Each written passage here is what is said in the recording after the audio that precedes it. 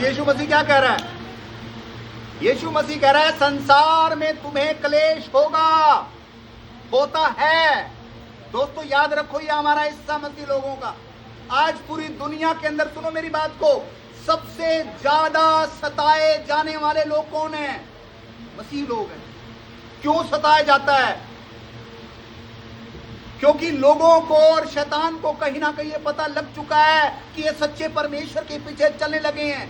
मसीह लोग गाली नहीं देते, झगड़ा नहीं करते, किसी का खून नहीं करते, किसी का बुरा नहीं करते, बल्कि सबसे प्यार करते हैं। फिर भी उनका विरोध किया जाता है।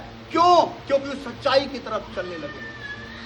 दोस्तों जब आप बुराई को छोड़ते हो, शराब पीना, गुटखा खाना, बीड़ी पीना, गाली देना छोड़ देते हो, तो लोगों को तो बुरा लगता ही है, शैतान को भी बुरा लगता है कि अरे ये तो मेरे हाथ से छूट गया, अब इसका जीवन कैसे बर्बाद करूंगा मैं, कैसे इसको 50 साल की उम्र भी नहीं देखने दूंगा, इसको कैसे मैं बीच में मारूंगा, इसने तो नशा छोड़ दिया, इसने गालियां बकनी छोड़ दी, ये पति पत्नी प्रेम से रहने लगे हैं, मैं कैसे इनके घर में कलेश करूंगा। शैतान को दिक्कत होती है, हमारे आसपास के लोगों को भी हो जाती है, अरे इसका जीवन क्यों बच गया। इसलिए लोग विरोध करते हैं। और वो विरोध करने वाले एक्चुअल में लोग नहीं है, वो शैतान है, क्योंकि शैतान को पता लग गया कि आप उससे आजाद हो चुके हैं। आज हजारों लोगों के धर्म नहीं बदले, उनकी जिंदगियां बदल गई है, उनके परिवार बच गए हैं। तो यीशु मसीह क्या कह रहा है? संसार में तुम्हें दुख होगा, क्लेश होगा, लेकिन ढाढ़स बांधो, मैंने इस संसार को क्या कर लिया? जीत लिया है।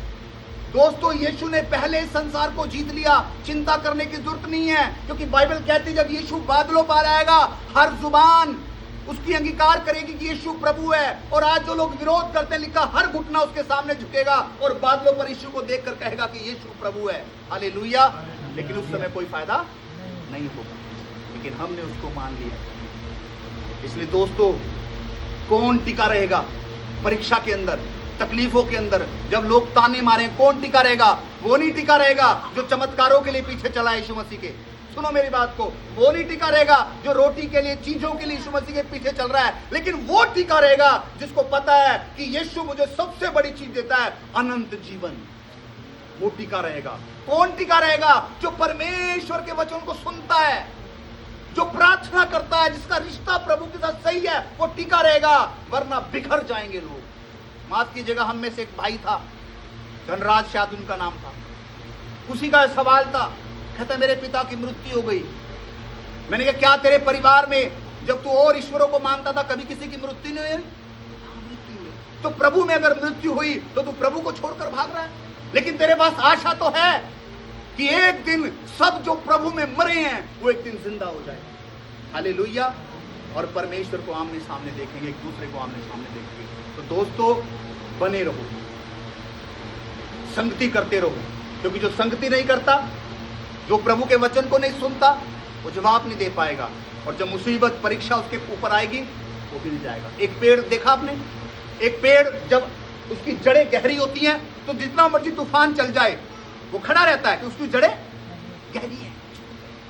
दोस्तों अगर आपका विश्वास मजबूत है, गहरा है, तो लोग कुछ भी कर ले वो आपको उखाड़ नहीं पाएंगे, क्योंकि आपकी जड़ें गहरी हैं, आपका विश्वास गहरा है, क्योंकि आप वचन को सुनते हो, आप प्रार्थना करते हो। लेकिन आप प्रार्थना नहीं करते, आप वचन नहीं सुनते, संगति नहीं करते, तो आपकी जड़ें गहरी नहीं है। और क्या होगा? जब आंधी तूफान आएंगे, लोग ताना मारेंगे, तो हम टिक नहीं पाएंगे और शैतान हमें उड़ाकर लेकर चले जाएंगे।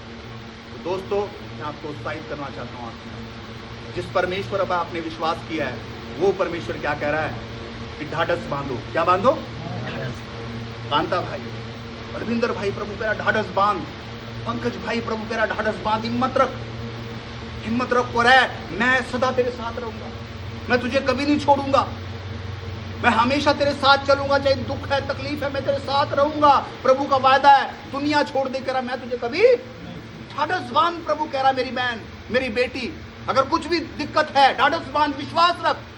वो कह रहा मैंने इस संसार को जीत लिया है, इस संसार को जीत लिया प्रभु ने। Hallelujah, hallelujah. ये पूरा दुनिया को जीत लिया है, क्योंकि यीशु ने शैतान को हरा दिया। हालेलुया।